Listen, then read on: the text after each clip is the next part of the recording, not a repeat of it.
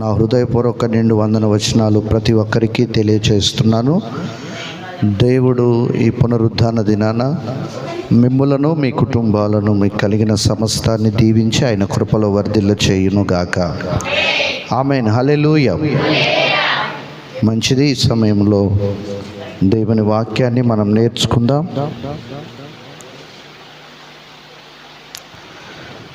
దేవుని వాక్యాన్ని నేర్చుకోవడానికి మనం సిద్ధపడదాం. 90వ కీర్తన మనం నేర్చుకుంటున్నాం. 90వ కీర్తన ఈరోజు 16వ వచనంలోనికి మనం వచ్చాము. 16వ వచనంలో దైవజనుడైనటువంటి మోషే యొక్క ప్రార్థనలో తను పలికినటువంటి దేవుని ఎదుట తను అడిగినటువంటి మాట, నీ కార్యములు కనపరుచుమని దేవుని సన్నిధిలో ప్రాధేయపడుతున్నాడు. నీ కార్యములు కనపరుచుము అని 16వ వచనంలో నీ సేవకులకు నీ కార్యము కనపరచుము, వారి కుమారులకు నీ ప్రభావము చూపించుము. మరలా చదువుదాం. నీ సేవకులకు నీ కార్యము కనపరచుము, వారి కుమారులకు నీ ప్రభావము చూపించుము. ఇక్కడ దేవుని యొక్క కార్యములు జరగాలని దైవజనుడైనటువంటి మోషే తను దేవుణ్ణి ప్రార్థిస్తూ ప్రాధేయపడుతున్నాడు. ఇక్కడ సేవకులు అనగా ఇశ్రాయేలీల ప్రజల్ని గురించి చేయబడినటువంటి ప్రార్థన ఇది. సేవకులు అంటే దేవుణ్ణి సేవించేవారని అర్థం. ఇంకా చాలా అర్థాలు మనం దీనికి చెప్పవచ్చు, కానీ ఈ ఒక్క పదం సరిపోతుందని నేను అనుకుంటున్నాను. సేవకులు అనగా దేవుణ్ణి సేవించేవారు. ఒకప్పటి ఇశ్రాయేలీల ప్రజలందరూ కూడా ప్రభువుని ఎంతగానో మహింపరిచారు. ఎర్ర సముద్రం దాటేటప్పుడు ఆయన్ని సేవించారు, ఆయన్ని ఆరాధించారు. సముద్రం దాటిన తర్వాత మోషే మిరియాం యొక్క నాయకత్వంలో బలమైనటువంటి ఆరాధన జరిగించారు. 6 లక్షల పైచిలకు కాల్బలం ఏక మనస్సుతో ఏకాత్మతో ప్రభునామ స్మరణ చేసి ప్రభుని ఆనందపరిచారు. వారి స్తుతుల పైన స్తుతి సింహాసనాసీనుడుగా ప్రభు ఆసీనుడయ్యాడు. చాలా ఆనందపడ్డాడు ప్రభు. ఒక పాపి పరిశుద్ధుడుగా మార్చబడి ప్రభుని స్తుతించటం ప్రభుకి ఎంతో ఆనందదాయకం అన్నమాట. అలాగే ఒక పాపి రక్షించబడటం కూడా పరిశుద్ధ దేవుని సన్నిధిలో ఉన్నటువంటి దూతలు కూడా ఆనందపడతారని పరిశుద్ధ లేఖనాలు మనకు నొక్కి వక్క నుంచి బోధిస్తున్నాయి. అట్లాగే ఇక్కడ సేవకులు అనగా ఇశ్రాయేలీల ప్రజలందరినీ తనను కలుపుకొని చేస్తున్నటువంటి ప్రార్థన చూస్తే, నా దేవుని ప్రియులారా, ఇక్కడ మోషే గారు చేసిన ప్రార్థన చాలా ఆశ్చర్యాన్ని మనకు కలిగిస్తుంది. ఎందుకంటే ఈ ప్రార్థన చెయ్యక ముందు ఎన్నో బలమైనటువంటి ఒళ్ళు గొగ్గుర్లు పడిచే సాహస కార్యాలు, మన దేవుడైనటువంటి యేసయ్య భీకర కార్యాలు వారి మధ్య చేశాడు. వారు దేవుని దక్షిణాస్తపు సాహస కార్యాలను కూడా వారు చవి చూచారు, కళ్ళారా చూచారు, వాటిని అనుభవించారు అన్నమాట. వాళ్ళు చవి చూచారు. దేవుని దక్షిణ హస్తపు యొక్క సాహస భీకరమైన కార్యాలు వారి కళ్ళ ముందల ప్రభు జరిగించాడు. ఐగుప్తులో 10 అద్భుతాలు చేసి జరిగించారు. అట్లాగే ఆ ఎర్ర సముద్రం దాటిన తర్వాత అనేకమైన కార్యాలు వారి మధ్యలో ప్రభు జరిగిస్తూ వచ్చాడు. అయితే మరి ఏం జరిగి ఉంటుందో మోషే ప్రార్థన బట్టి మనకు అర్థమవుతుంది. ఏదో జరిగిందని మనకు అర్థమవుతుంది. మోషే ప్రార్థన బట్టి కార్యాలు ఆగిపోయాయి. మోషే ప్రార్థన బట్టి మనకేమర్థమైందట? నీ కార్యములు కనుపరుచని ఒక ప్రార్థన అంశాన్ని ఎత్తిపట్టాడంటే ఏదో జరిగింది. ఇంగ్లీష్లో ఏమంటారు? Something is wrong. ఏదో జరిగింది, ఏదో జరిగి కార్యాలు ఆగిపోయాయి.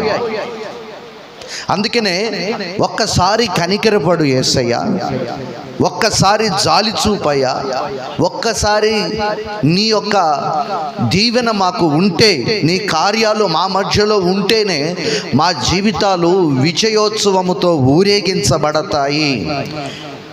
కార్యాలు ఆగిపోవటం మోషే తట్టుకోలేకపోతున్నాడు. అందుకనే నా దేవుని ప్రియులారా, ఏదో జరిగింది అంటే దేవుని కార్యాలు వారి మధ్య ఆగిపోయాయి. దేవుడు వారి మధ్య ఆయన కార్యాలను జరిగించడం ఎందుకు ఆపేశాడు, మనం ఈ విషయాలు తెలుసుకోవాలి. ఏదో జరిగింది, సంథింగ్ ఈజ్ రాంగ్. ఏం జరిగింది, ఎందుకు దేవుడు అలా ఆపేశాడు నిర్దాక్షిణంగా? గల కారణాలు ఏంటి? ఒకటి మనం గమనిస్తే దేవుని బిడ్డలారా, వారి యొక్క అవిధేయత, ప్రారంభంలో ఉన్నటువంటి విధేయత చివరి వరకు లేదు. అరణ్యములో వారి యొక్క అవిధేయతను వెళ్ళబుచ్చుకున్నారు మార్గం మధ్యలో. రెండవదిగా వారి పాపములు. ఒకటి వారి అవిధేయత కార్యాలు ఆగిపోవడానికి, రెండవదిగా వారి పాపములు, మూడవదిగా దేవుని సేవకునిపై అంటే దైవజనుడైనటువంటి మోషేపై తిరుగుబాటు యొక్క లక్షణాలు. ఇక నాలుగవదిగా దేవునిపై తిరుగుబాటు. దేవుడే చెప్పారు, వాళ్ళు నీ మీద కాదు నా మీద తిరుగుబాటు చేస్తున్నారని. సహజంగా అనుకుంటారు సేవకుల మీద తిరుగుబాటు చేస్తున్నాం అనుకుంటారు. కాదు, మా మీద కాదు, ఎవరి మీద అంట? దేవుని మీదనే. తర్వాత ఐదవది వారి అతిక్రమాలు. ఏంటంట? వారి అతిక్రమములు. ఒకటేంటి? అవిధేయత. రెండు వారి పాపములు. మూడు దేవుని దాసులపై తిరుగుబాటు. నాలుగు దేవునిపై తిరుగుబాటు. ఐదు వారి అతిక్రమాలు. ఈ 5 విషయాల్లో వాళ్ళు దేవుణ్ణి చాలా బాధ పెట్టారు. దేవుడు ఒక దర్శనముతో, ఒక వాగ్దానముతో వాళ్ళని ఐగుప్తు నుంచి బయటికి తీసుకొచ్చాడు, చెరలో నుంచి. కానీ దర్శనాన్ని మర్చిపోయారు, వాగ్దానాన్ని మర్చిపోయారు. సగం భక్తి కొనసాగిన తర్వాత లోకము దాని ఆశల వైపు వారి ప్రాణములు లాగటం ప్రారంభించాయి. దేవుని దాసుడు దేవునిలో ఎలా నడవాలి అనే ఉపదేశాన్ని బోధిస్తే వాళ్ళు అది జీర్ణించుకోలేకపోతున్నారు. వాళ్లకు విగ్రహారాధన, వ్యభిచారం, పాపము, ఇవి వారికి భక్తి సగం జీవితం గడిచిన తర్వాత వీటి మీద కోరికలు పుడుతున్నాయి. ఎందుకంటే సంఖ్యాకాండంలో ఈ విషయాలు మనం చూస్తాం, నిర్గమకాండంలో ఈ విషయాలు మనం చూస్తాం. విగ్రహారాధన, వ్యభిచారాలు, అన్యమతస్థుల దగ్గరికి వెళ్ళి వారితో కలుసుకొని, వారి విగ్రహాలతో కలుసుకొని జుబుస్సాకారమైనటువంటి కార్యకలాపాలు జరిగించారు. ఇది తప్పు అని హెచ్చరించినటువంటి దేవుని దాసులపై తిరుగుబాటు చేసిన ప్రజానికం. వీటన్నిటిని చూసిన దేవుడు ఆయన కార్యాలు జరిగించడం ఆపేశాడు. ఏం చేశాడండి? ఆయన కార్యాలు జరిగించడం ఆపేశాడు. దేవుని కార్యాలు ఊరికనే ఆపేయడండి. ఆమేన్, హల్లెలూయా. దేవునికి మహిమ కలుగును గాక. అంతం వరకు నడిపించాలనుకున్నాడు చెయ్యి పట్టుకొని ప్రభు. కానీ ఆయన చెయ్యి వాళ్ళు విడిచారు.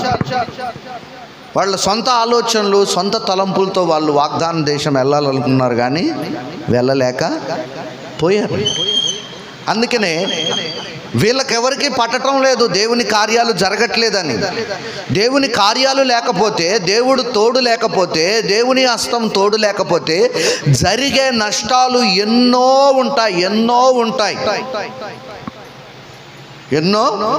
ఉంటాయండి. Praise the lord. ఈ 5 కారణాలను బట్టి దేవుడు వారి మధ్య కార్యములను చేయటం మానేశాడనమాట. దాని వలన జరిగే నష్టాలు ఏంటంటే, శత్రువుల చేతుల్లో వారి ప్రాణ నష్టం ఎంతో జరుగుతూ వచ్చింది. దేవుని హస్తం తోడుగా లేకపోతే ఎవరు దాడి చేయడానికి వస్తున్నారు? కత్తి పట్టుకోకుండా శత్రువులను జయించే కృపను దేవుడు ఇశ్రాయేలీయులకు ఇచ్చాడు. అంటే వారి పక్షంగా యుద్ధాలు దేవుడే జరిగించాడు. అయితే వీళ్ళ అవిధేయతలు, వీళ్ళ యొక్క పాపములు, వీళ్ళ తిరుగుబాట్లు, వీళ్ళ అతిక్రమాలను బట్టి దేవుడు తన హస్తాన్ని, తన కంచెను తీసేసేసరికి శత్రువులు జొరబడటం, ఇశ్రాయేలీల్ని హతం చేయటం ప్రారంభించారు. ఇశ్రాయేలీల వదలు జరగటం ప్రారంభమైంది. ఇది చూసి దైవజనుడైన మోషే భరించలేకపోతున్నాడు. దేవుని సన్నిధి లేని యొక్క క్షణాలు, దేవుని కాపుదల లేని యొక్క క్షణాలు, దేవుని యొక్క కంచె లేని యొక్క క్షణాలను దైవజనుడు తట్టుకోలేకపోయి ప్రార్థన చేస్తున్నాడు. వాళ్ళకెవరికి పట్టదండి, పరిచర్య గురించి దేవుని సేవకులకే పడుతుంది. హల్లెలూయా. దేవుని సేవకులకే పడుతుందండి. దేవునికి స్తోత్రం కలుగునుగాక. వాళ్ళకే భారం ఉంటుంది, వాళ్ళకే కన్నీళ్ళు ఉంటాయి, వాళ్ళకే వేదన ఉంటుంది, మరెవరికి ఉండదండి. ఆమేన్. Praise the lord. పరిచర్య చేయటానికి ఎవరు కూడా కష్టంగా రాకండి, ఇష్టంతో రండి. చేసిన ప్రతిఫలం ఉండదు, మేము చేసుకుంటాం. హల్లెలూయా. ఆ బలాన్ని, ఆ శక్తిని దేవుడు ఇచ్చారు. సేవకులమైన మాకు తప్పదు, వచ్చేటప్పుడే ఆయనతో నిబంధన చేసుకున్నాం. చావైనా, రేవైనా, కరువైనా, ఖడ్గమైనా, నిందైనా, అవమానమైన, హింసైనా, దూషణైనా, వస్త్రహీనత అయినా, ఏదైనా కూడా నీ కోసం నిలబడతామని ఆయనతో ప్రమాణం చేసుకున్నాం. చచ్చిపోయేంతవరకు ఆ ప్రమాణం తప్పం. ఆమేన్. హల్లెలూయా. అందుకనే దేవుని ప్రియులారా, వాళ్ళ యొక్క కార్యాలు ఆగిపోవడానికి దేవుని హస్తాన్ని ఆయన వెనక్కు తీసుకున్నాడు, వారి అవిధేయత వలన.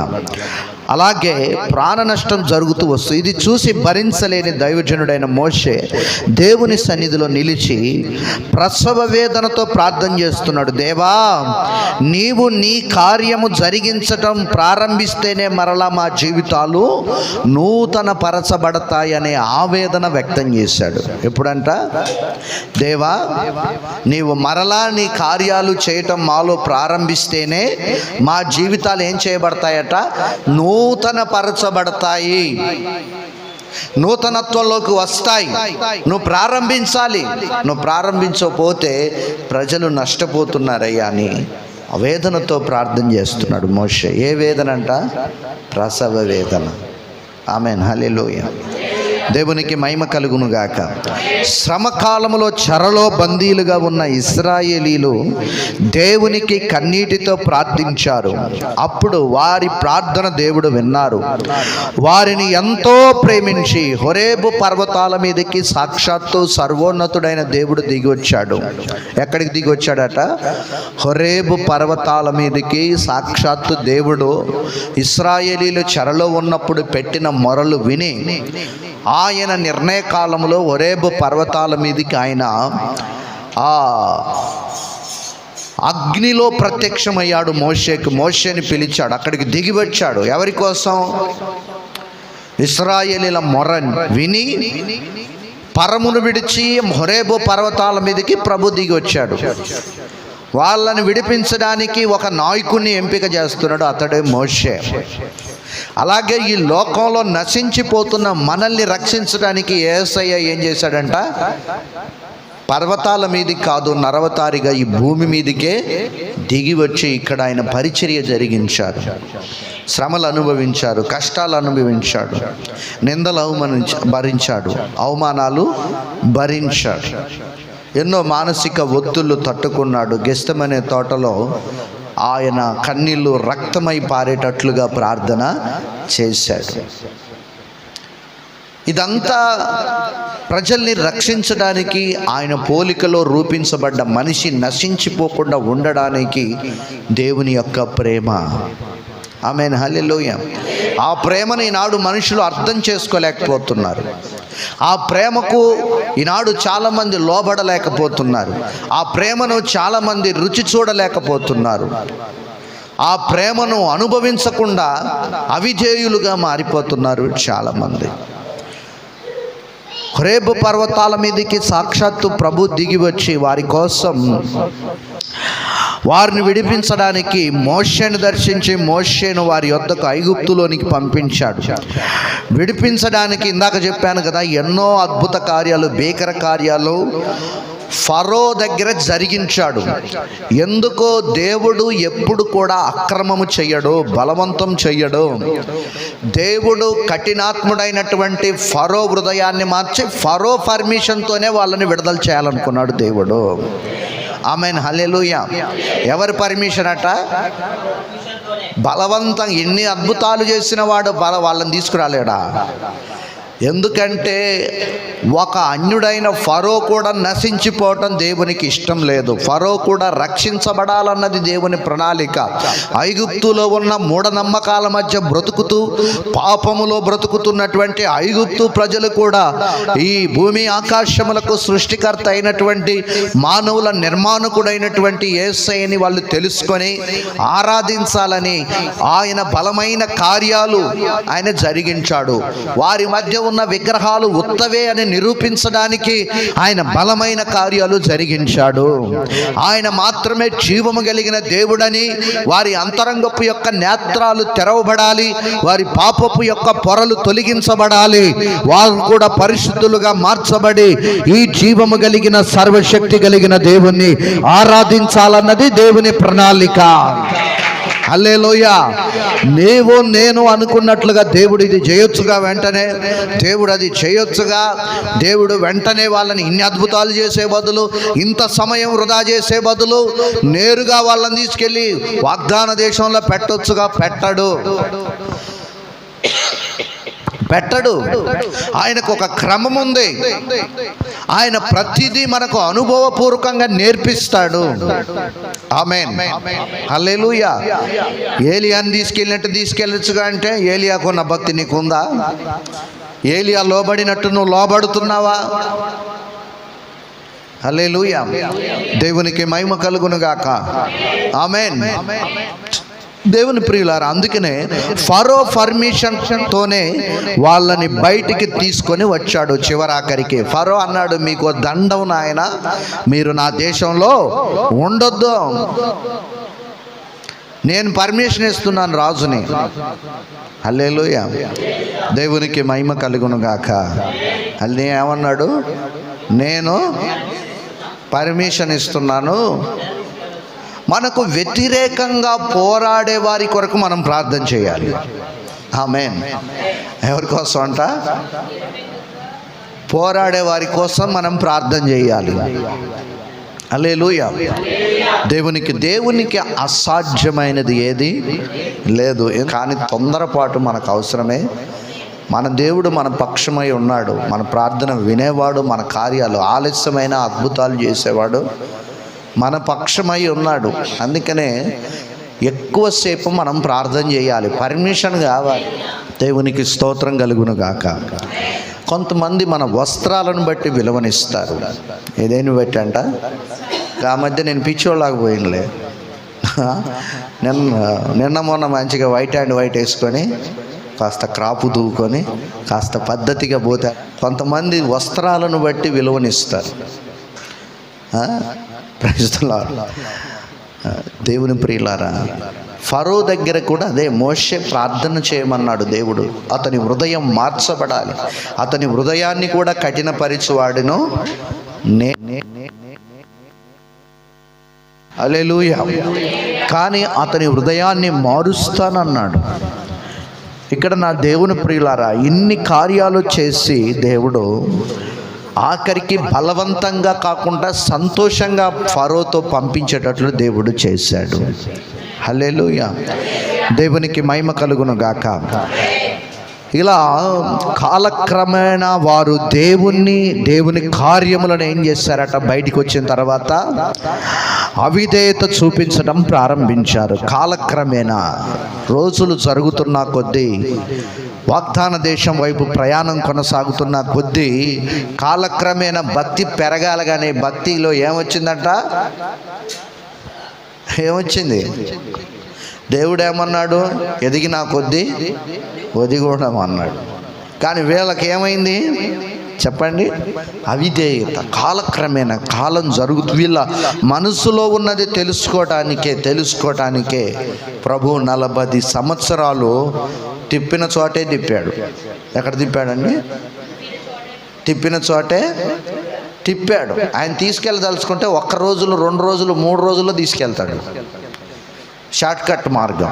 ఇప్పుడు మనము మఠంపల్లి వెళ్ళాలనుకో, ఇప్పుడు ఈడంగబడి మన మాధవ వాళ్ళ ఊరి మీద పడిపోతే ఒక 17-16 కిలోమీటర్లు వెళ్ళిపోతాం. ఇట్ట పోయినామనుకో, ఇదొక 10, అది హుజూర్ నగర్ ఒక 20, అదొక 15. ఎంత అయింది చెప్పండి? లెక్కలు రావా?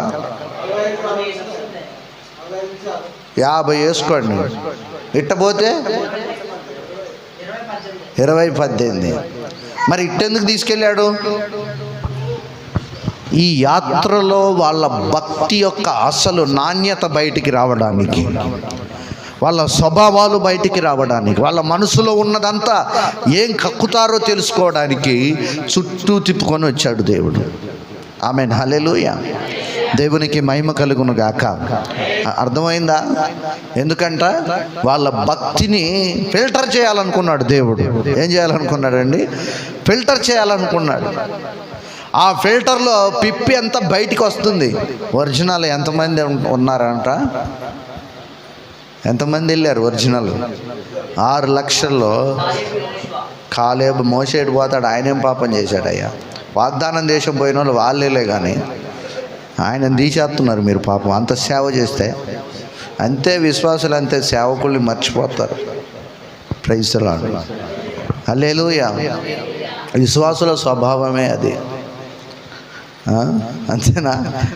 ఎన్ని మేలులు చేసినా మర్చిపోతారు, వాళ్ళకు గుర్తుండవు. ఆయన అంత జీవితాన్ని త్యాగం చేసుకొని వాళ్ళ ప్రాణాలు పోకుండా కొండ మీదకి వెళ్ళి నన్నన్నా చంపు కానీ వాళ్ళని చంపకుని ఆయన అని అడ్డుపెట్టి ఆయన అంత త్యాగం చేసుకొని ఆయన ఎప్పుడు ప్రార్థన చేసినా ఆయన విన్నాడు. హల్లెలూయా. 3 ఎవరంట? మోషే. హల్లెలూయా. భక్తి అంతా చేసింది అక్క, మిరియాం అక్క. భక్తి అంతా చేసి ఆఖరికి సొంత తమ్ముడి మీద అసూయపడి పోగొట్టుకుంది. అవునా? చాలా పర్ఫెక్ట్గా నడిపించింది. కొద్ది కాడ కక్కుర్తి పడి దేవుని యొక్క శ్రేష్టమైన దీవెన పోగొట్టుకుంది. హల్లెలూయా. దేవునికి స్తోత్రం కలుగును గాక. మనకు ఉంటానే ఉంటారు అక్కలు, తిరగబడే వాళ్ళు. ఉండనివ్వండి, అది మనకే లాభం. ఆమేన్. ఎవరికి లాభం అంట? మనకే లాభం. దేవునికి మహిమ కలుగును గాక. హల్లెలూయా. ఇక్కడ చూస్తే కాలక్రమేణా వాళ్ళ యొక్క మనసులో ఉన్నదంతా బయటికి వచ్చింది. ఎంతో రోజులు పట్టలేదు, ఎంతో క్షణాలు పట్టలేదు. ఐగుప్తులో నుంచి బయటకు వచ్చారు, సముద్రం అడ్డొచ్చింది. అక్కడే మొట్టమొదటి తొలితల్నే వాళ్ళ యొక్క అవిధేయతను బయట పెట్టుకున్నారు. ఏమయ్యా, ఐగుప్తులో సమాధులు లేవన్నట్టుగా ఒక పక్క ఫరో వస్తున్నాడు, ఒక పక్క ఎర్ర సముద్రం ఉన్న, మమ్మల్ని చంపడానికి తీసుకొచ్చావా అని అవిధేయతను వెళ్ళబుచ్చుకున్నారు. మొట్టమొదటి తొలితుల్లోనే. కొంతమందికి ఆవేశాలు ఎక్కువ, ఉలికిపాటు ఎక్కువ, దుందుడుకు స్వభావం ఎక్కువ. దేవుడు ఏం చేస్తాడు అని ఎదురు చూడరు. దేవుడు ఎలాంటి కార్యాలు చేస్తాడేమని నిరీక్షించరు. దేవుడు ఎలాంటి అద్భుతాలు చేస్తాడేమని నిరీక్షించరు. దేవుడు ఏ ఆశ్చర్యకార్యం మా కుటుంబంలో, నా బ్రతుకులో, నా వ్యక్తిగత జీవితంలో జరిగిస్తాడేమని ఎదురు చూడరు. దేవుడు నా జీవితంలో ఇదిగో ఈ రోగాన్ని తీసివేస్తాడని ఎదురు చూడరు. దుందుడుకు స్వభావం, మరో మార్గాన్ని వెతుక్కుంటారు, మరో ఆలోచనలు చేస్తూ ఉంటారు, మన యొక్క తలంపులు కలిగి పరితపిస్తుంటారు. ఇది చేస్తే బాగు, అది చేస్తే బాగని. కానీ దేవుడు ఏదైనా నా కొరకు చేయగలడు అనే ఒక నిరీక్షణ చాలా మందికి ఉండటం లేదు. వారి స్వభావాలు ప్రారంభంలోనే వారి అవిధేయతను బయట పెడుతున్నారు. ఇశ్రాయేలీల ప్రజల వలె నాటి క్రైస్తవులు కూడా ఈరోజు ఒక రోగం వచ్చినా, ఒక బాధ వచ్చినా, ఒక కష్టం వచ్చినా, ఒక శ్రమ వచ్చినా, ఒక నిందొచ్చినా, ఒక అవమానం వచ్చినా అది దేవుని మహిమ కొరకనే సత్యాన్ని ఈరోజు నీవు నేను గ్రహించాలి. వాటి ద్వారా దేవుడి మనల్ని బలపరిచి, మనల్ని బాగు చేసి ఇదిగో ఇతరుల ద్వారా మహిమపరచబడతారు. ఇదిగో మన సాక్ష్యం ద్వారా సంఘంలో మహిమపరచబడతాడు. అంతేగాని క్షణమాత్రపు యొక్క ఆవేశాల ద్వారా, దుందుడుకు స్వభావం ద్వారా, నాకెందుకు ఈ రోగం ఇచ్చావు, నాకెందుకు ఈ బాధ ఇచ్చావు, నాకెందుకు ఈ కష్టం ఇచ్చావు, నాకెందుకు ఈ అప్పులు ఇచ్చావు, ఎందుకు నాకు ఈ మానని వేదన ఇచ్చావు, ఎందుకయ్యా నా కుటుంబంలో ఈ సమాధానము లేని యొక్క పరిస్థితులు అని ప్రశ్నించే స్వభావం కలిగిన వాళ్ళు దేవునికి ఇష్టలుగా ఉండరండి. దేవునికి ఇష్టలుగా ఉండరండి. ప్రశ్నించేవాడు కాదు, ప్రభువుకు లోబడేవాడు దేవునికి కావాలి. ఇది నీ చిత్తము, నీ చిత్తానికి నేను తల వంచుతున్నాను, ఈ శ్రమలో ఆగిపోక సాగిపోవడానికి తగిన ఓర్పు, సహనం, విధేయత నాకు కావాలి అని ప్రార్థించే క్రైస్తవుడు ఈనాడు సంఘాల్లో ప్రభువుకు కావాలి. ఆమేన్, హల్లెలూయా. దేవునికి మహిమ కలుగును గాక. అంతే అంటారా? Praise the lord. దేవునికి స్తోత్రం. అందుకని మొదటిలోనే దుందుడుకు స్వభావాలు చూపించారు. మరణ భయం. చాలామందికి ఏ భయం ఉంటుందట? మరణ భయం ఎక్కువ ఉంటుందన్నమాట. మరణ భయంతో అరుస్తూ ఉన్నారు. అరే, ఐగుప్తులు అన్ని అద్భుతాలు చేసి మీ ఇండ్ల యొక్క ద్వారాలను, గొర్రెపిల్ల రక్తపు మరకలను చూసి సంహారపు దూత దాటిపోయి మరణం తప్పించాడే. ఈ చిన్న విషయానికి ఇంత బెంబేలెత్తిపోవటం అవసరం అంటారా? వాళ్ళు మొదట్లోనే అవిధేయులు. సగం సరుకు బయటపడింది. ఏంటంట? సగం సరుకు, డూప్లికేట్ సరుకు బయటికి వచ్చిందండి. ఆమేన్, హల్లెలూయా. దేవుడు వేరు చేస్తాడండి గొర్రెల్ని, మేకల్ని. అందుకనే దేవుని బిడ్డలారా, ఆత్మీయ జీవితంలో ఎదుగుతున్న మీరు దుష్టులతో సాంగత్యం చేయకండి. మీ విశ్వాసాన్ని పాడు చేస్తారు. ఏం చేస్తారమ్మా? దుష్ట సాంగత్యం ఏం జరగకూడుతుందట? దుష్టులతో, దుష్ట ఆలోచనలతో కలిగిన వారితో సాంగత్యం చేయకండి. మిమ్మల్ని జడగొడతారు. ఎవరిని జడగొడతారంట? సమయలు మీ విశ్వాసాన్ని చెడగొడతారు.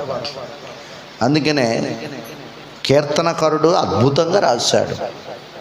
మొదటి కీర్తన ఏమని? నువ్వు ఎవరి ఆలోచనతో నడిపించబడకూడదు, యేసయ్య ఆలోచనతో నడిపించబడాలి. పాపుల యొక్క మార్గాల్లో నిలబడకూడదు. వీళ్ళు చేసింది అదే. అపహాసకులు కూర్చుండే చోట కూర్చుండకూడదు. ఆమేన్. అపహాసకులు కూర్చున్న చోట కూర్చుంటే మన జీవితం నవ్వుల పాలవుతుంది. మనకు తెలియకుండానే పాప స్వభావాలు మనకు సంక్రమిస్తాయి. Praise the lord. అందుకనే మన భక్తిని మనం జాగ్రత్తగా కాపాడుకోవాలండి. మన భక్తి ఎలాంటిదంటే ఒక గాజు సీసా లాంటిది. కాపాడుకుంటే చాలా అందంగా ఉంటుంది. జారి పడితే ముక్కలుగా అవుతుంది. తిరిగి అతుకు పెట్టుకోవడానికి ఇంత బతికి సాక్ష్యాన్ని కాపాడుకుంటున్న మనం చిన్న చిన్న విషయాల కాడ సాక్ష్యాన్ని పోగొట్టుకుంటే జీవితంలో తిరిగి దాన్ని సంపాదించుకోలేమండి. ఆమేన్, హల్లెలూయా. తిరిగి దాన్ని సంపాదించుకోవాలి. అందుకనే సాక్ష్యాన్ని కాపాడుకోవడానికి మనం భయపడుతూ బ్రతకాలంటాను. ఆమేన్. యెస్రోనికి అదే చెప్పాను. ప్రార్థన చేస్తే కొట్టిన వాడిని కొడదామన్నాడు, కేసు పెడదామన్నాడు. యెస్రోను నేడింజల మండలంలో మనకు మంచి పేరుంది. సాక్ష్యం కాపాడుకుంటూ, నేనైతే 10-12 ఏళ్ల నుంచి సేవ చేస్తున్నాను. ఏం కాపాడుకుంటూ? సాక్ష్యాన్ని కాపాడుకుంటూ. చిన్న ఆవేశం ద్వారా మన సాక్ష్యం పోతే మండలం మారుమోగుద్దని చెప్పారు. మన ఓర్పు, మన సహనం గొప్ప ద్రోహ కార్యాలు జరగకుండా చేస్తుందని చెప్పాను ఒక సేవకుడికి. ఇంత ఓర్పు ఎక్కడి నుంచి వచ్చింది? దేవుడే. దేవుని ప్రజలమైన మనకు సిగ్గు, శరం, సీము, నిద్ర అసలే ఉండకూడదు. రోషం, పౌరుషం చచ్చిపోవాలి. కుక్కిన పేనులాగా ఉండాలి. ఆమేన్. మిమ్మల్ని ఒక మాట అంటేనే మీరు దుష్ట కార్యాలు చేస్తున్నప్పుడు దేవునికి కోపం వస్తుందండి. మరి అనుకున్న వాళ్ళందరూ ఏంటంట? అవిధేయత. ఇది చాలా ప్రమాదకరమైంది. మొదటి పాయింట్. అందుకనే వాళ్ళు అవిధేయత చూపించడం ప్రారంభించారు. దేవుడు కూడా వారి మధ్య ఆయన కార్యములు చేయటం ఏం చేశాడట? మానివేశాడు, ఆపేశాడు. ఆమేన్, హల్లెలూయా. ఇర్మియా గ్రంథం 4వ అధ్యాయం 4వ వాక్యం మనం చూస్తే,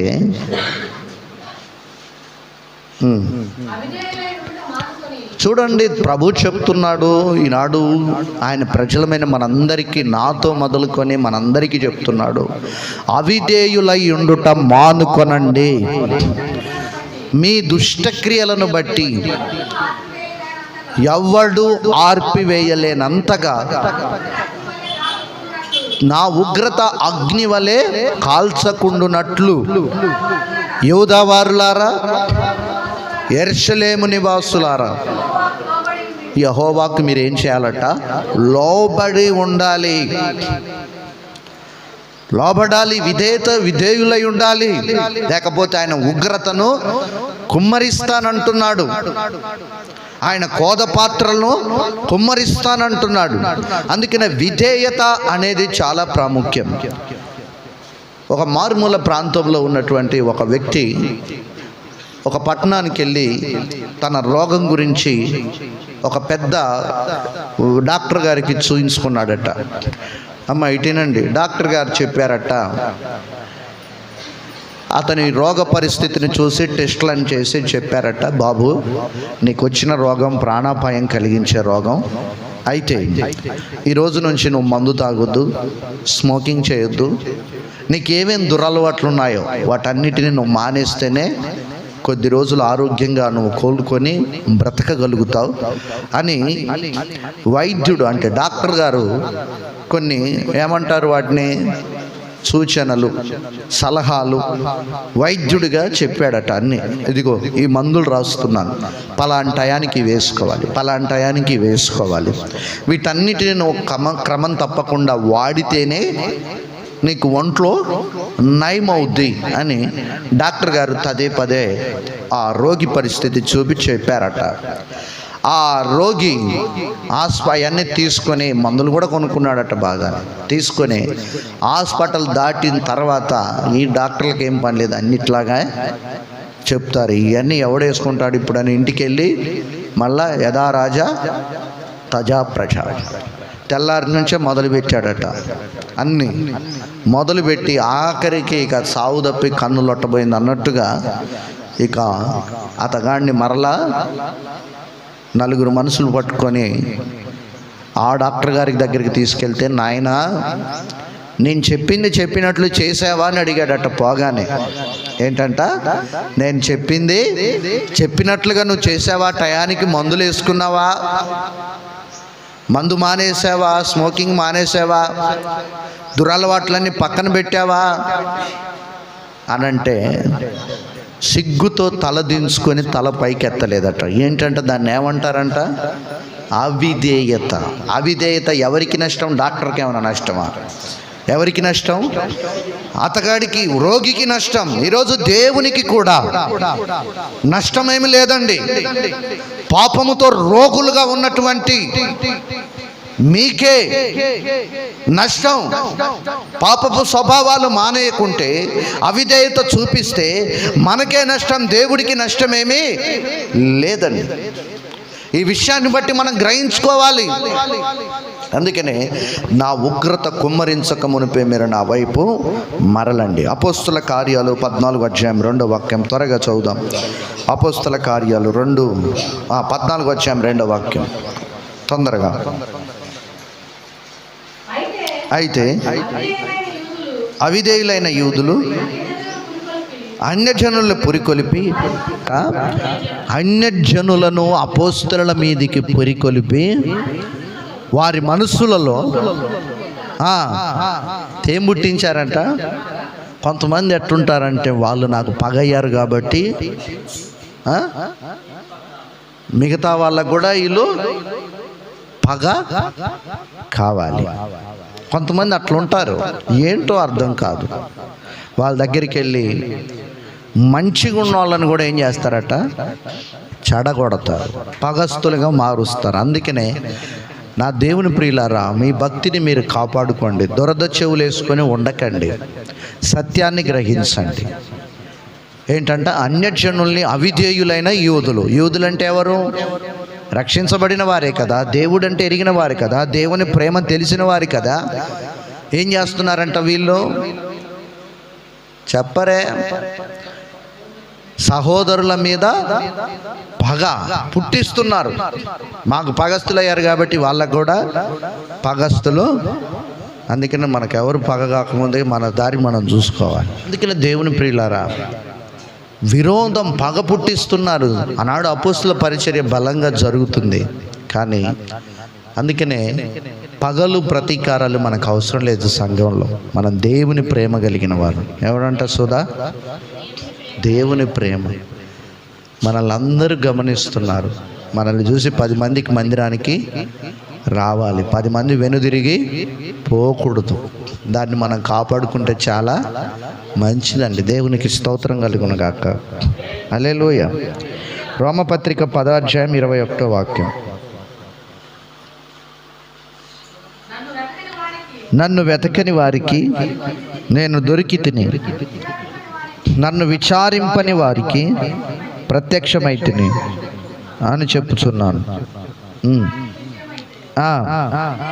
అవిధేయులై, చూడండి, వేరే వాళ్ళకి ఆయన ప్రత్యక్షత దొరుకుతుందట. ఇశ్రాయేలీల ప్రజలకైతే వారు అవిధేయులై ఎదురాడు ప్రజలకు నేను దినమంతయు అయినా వాళ్ళు లోబట్టం లేదు. వాళ్ళు అవిధేయులై ఏం చేస్తున్నారట? ఎదురాడుతున్నారు. అయినా వాళ్ళ కోసం దేవుడు ప్రేమమయుడై చేతులు చాపుతున్నాడు దినమంతా. అయినా కూడా లోబడే స్వభావము లేదు. అలాగే ఎఫెసీ పత్రిక 5వ అధ్యాయం 6వ వచనం 14వ వాక్యం. ఎఫెసీ పత్రిక 5వ అధ్యాయం 6 నుంచి 14 వాక్యాలు మనం చదవండి. ఎఫెసీ పత్రిక. వ్యర్థమైన మాటల వలన, చూడండి, ఎవరు మిమ్మల్ని మోసపరచకుండా చూచుకొనుడి. ఇట్టి క్రియల వలన దేవుని ఉగ్రత అవిధేయులైన వారి మీదకు వచ్చును గనక మీరు అట్టి వారితో పాలివారై ఉండకండి. మీరు పూర్వమందు చీకటి అయి ఉండిరి, ఇప్పుడైతే ప్రభునందు వెలుగై ఉన్నారు. వెలుగు ఫలము సమస్త విధములైన మంచితనము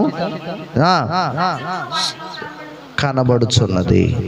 చాలు. అలాగే హెబ్రీ పత్రిక 3వ అధ్యాయం 18-19 వాక్యాలు. హెబ్రీ పత్రిక, తన విశ్రాంతిలో ప్రవేశింపరని ఎవరి గూర్చి ప్రమాణం చేశానో, ఎవరి గురించి ప్రమాణం చేశాడంట? వీరు పరలోకం రాకూడదని. విశ్రాంతి అంటే ఏంటి? దేవుని యొక్క రాజ్యములో ప్రవేశించకూడదని ఎవరి గురించి దేవుడు ప్రమాణం చేసుకున్నారట? అవిధేయత చూపించిన వారిని గూర్చే కదా అని. అవిశ్వాసము చేతనే వారు ప్రవేశింపలేకపోయిరని గ్రహిస్తున్నామన్నమాట. దేవుడు ప్రమాణం చేసుకున్నాడు అనుకో నీ విషయంలో, దేవుని బిడ్డ జాగ్రత్తగా ఉండు. దేవుడే ప్రమాణం చేశాడట. అవిధేయులుగా మారారు వారు, విశ్రాంతికి వాళ్ళు అర్హులు కారు. వారి అవిశ్వాసాన్ని వ్యక్తం చేశారు. అందుకనే నా కార్యాలు ఆగిపోయాయి, నా సాహస కార్యాలు ఆగిపోయాయి అని దేవుడు చెప్తున్నాడు. అలాగే ముగింపులో కొద్దాం. 1 పేతురు పత్రిక 4వ అధ్యాయం 17వ వాక్యం. 1 పేతురు పత్రిక 4.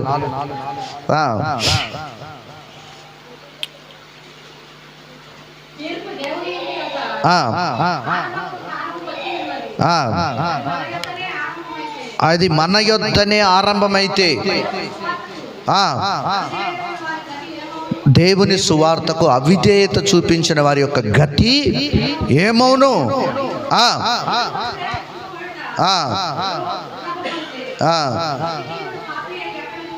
చాలు. Praise the lord. వివరణ ఇవ్వడానికి టైం లేదు. హెబ్రీ పత్రిక 4వ అధ్యాయం 6వ వాక్యం, 2వ దినవృత్తాంతాలు 30వ అధ్యాయం 8వ వాక్యం. 2 చదువుకొని ముగించుకుందాం. హెబ్రీ పత్రిక 4:6. కాగా ఎవరో కొందరు నిశ్చయం గనక ముందు ఎవరంట? ముందు. అందుకని ప్రభువు చెప్పారు, ముందు సువార్త విన్న వారికి ఏమొచ్చిందంట? ఎందుకంటే అధిక తెలివి. ఏ తెలివి అంట? అధిక తెలివి. ఏంటంటమ్మా? అధిక తెలివి. మీ ఇంట్లో ప్రార్థన మంచి జరిగిందమ్మా. నీ కోసం ఉపవాసం ఉన్నాయి అలా 6 దాకా. ఎప్పుడు శుక్రవారం 3 దాకే ఉండేది. అయ్యగారు కూడా మంచి వాక్యం చెప్పారు. నేను ఆయనకేం చెప్పలే, దేవుడు నాతో కూడా మాట్లాడాడు. ఆమేన్. మీ కుటుంబాన్ని మనల్ని అందరినీ బలపరిచారు. దేవుడు నీకు మంచి ఆరోగ్యం దయచేయను గాక. ఆమేన్. నీకు సమస్య వస్తే నీ కొడుకు ప్రార్థన, నీ ప్రార్థన ఎంత బలమైందో తెలుసుకున్నారు. అవునా? ఒక సమస్య దేవుని కార్యాలు మనలో జరిగిస్తాయి. దేవుణ్ణి ఎప్పుడు కూడా మనం ఏమీ అనొద్దు. ఆ సమస్యల మీద జయమిచ్చి మన దేవుడు ఎంత గొప్పవాడో నిరూపించుకుంటాడు. ఆమేన్. అందుకని ఆయన శక్తిమంతుడండి. ఆమేన్. హల్లెలూయా. చెప్పమ్మా, ఎవరంట? మొదట సువార్త విన్న వారికి ఏమొచ్చిందంట? అవిధేయత. నేను అంటాను అధిక తెలివి. ఏంటంట? తెలివి ఉండాలి కానీ అధిక తెలివి ఉండకూడదండి. తెలివి ఉంటే నష్టం ఏం లేదు, దర్శాలు అంతవరకే. ఏమంటారు? అధిక తెలివి ఒంటికి మోసం అంట. అమ్మా, అధిక తెలివి ఒంటికి మోసం ఏమంటారండి పెద్దలు? అంతేనా? Praise the lord. తెలివి ఉండాలి కానీ మనకి. మొదట సువార్త విన్నారు. ఎంత మాదిరికరమైన బ్రతుకు బ్రతకాలి, ఎంత మాదిరికరమైన జీవితం జీవించాలి, ఎంత మార్గదర్శకాన్ని, పరిశుద్ధ మార్గాన్ని అనేక అన్యజనులకు ఈ వార్తను తెలియచేయాలి. కానీ వాళ్ళు అవిధేయులుగా మార్చబడ్డారు. అందుకే ప్రభు చెప్పాడు, అంతవరకు సహించువాడు రక్షించబడతాడు. అందుకే ప్రభు చెప్పారు, మొదటి వారు కడపటి వారు. అందుకని ఆ దశకు వెళ్ళకుండా, ప్రభా ఎప్పుడు నేను నీకు ఇష్టమైన దానిగా, ఇష్టమైన వాడిగా ఉండడానికి నాకు సహాయం చేయి ప్రభా. నేను ఈ రోజుకు ప్రార్థన చేసుకుంటాను. ప్రభా, నాలో గర్వం రావద్దు, నాలో అహంకారం రావద్దు, నాలో ఈర్ష్య రావద్దు. నేను ఈరోజు ప్రార్థన చేసుకుంటాను. అంతే, రాత్రి కూడా చేసుకున్నాను. నాకు ఎప్పుడు తగ్గింపు జీవితం కావాలి. నువ్వెంత హెచ్చించినా నీ పాదాల కాడనే నేను ఉండాలి. నాకు పొగరు రావద్దు. Praise the lord. ఎప్పుడు సాత్వికమైన మనసు నాకు ఉండాలని నేను ఈ రోజుకు ప్రార్థన చేసుకుంటాను. దేవుణ్ణి అడుగుతాను, నాలో అసహ్యకరమైన ఇంకేమైనా ఉన్నాయా? నాకు తెలియట్లే, నాకు తెలియపరచరాదు, తీసుకోవటానికి రెడీగా ఉన్నాను, అడుగుతా. ఆమేన్. అందుకనే నాకు దేవుడు అంటే చాలా భయం. హల్లెలూయా. మాటలోను, ప్రవర్తనలోను, క్రియలోను ఎక్కడనైనా దేవుని ఎదుట దోషులుగా ఉంటామేమో అనే భయం. హల్లెలూయా. చదవండి.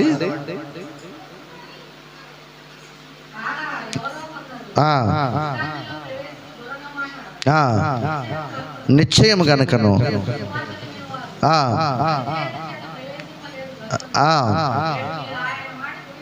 మీరు ఆయన మాట వింటే, ఈరోజు నేడంటే ఈరోజు ఆయన మాట వింటే మీ హృదయాలను ఏం చేసుకోకూడదంట? కఠినపరచుకొనకూడని వెనక చెప్పబడిన ప్రకారము. చాలు టైం లేదు. 2వ దినవృత్తాంతాలు 30వ వాక్యం. 2వ దినవృత్తాంతాలు 30వ వాక్యం.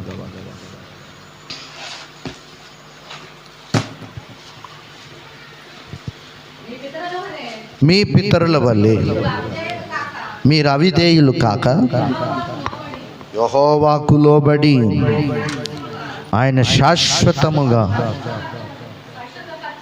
పరిశుద్ధపరిచిన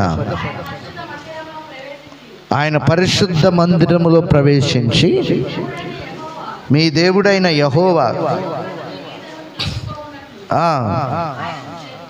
ఆయనను మీరేం చేయాలంట? సేవించాలి. అందరం ప్రార్థన చేసుకుందాం. దయగలిగిన తండ్రి, ఈరోజు మాతో మీరు మాట్లాడారు. మోషే సేవకుడు ప్రార్థన చేస్తున్నాడు.